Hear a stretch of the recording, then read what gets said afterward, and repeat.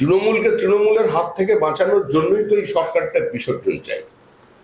যত দিন এগিয়ে আসবে তত বেশি তৃণমূল নেতা খুন হতে পারে তৃণমূলের হাতে।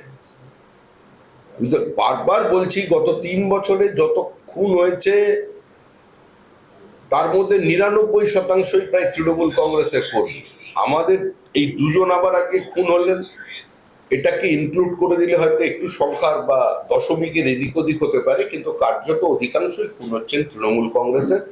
এবং যারা খুন হচ্ছেন তার মধ্যে প্রায় 99% সংখ্যালঘু। মরছে মুসলমান, মারছে মুসলমান, ক্ষমতায় তৃণমূল।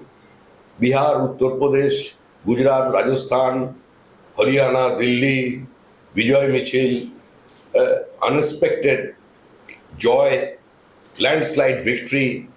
কোথাও কোনো জেসিপি মেশিন দিয়ে কারোর বাড়ি ভাঙা হয়নি, কোথাও সকেট বোম ছুঁড়ে কোনো সংখ্যালঘু শিশুকে খুন করা হয়নি, ওখানে কোথাও বোমা ভেবে, বল ভেবে বোমা নিয়ে খেলতে গিয়ে 11 জন শিশু কিশোরের প্রাণ 1.5 বছরে হারায়নি। সেটা হচ্ছে এগিয়ে বাংলা যেখানে, এই পশ্চিমবঙ্গে।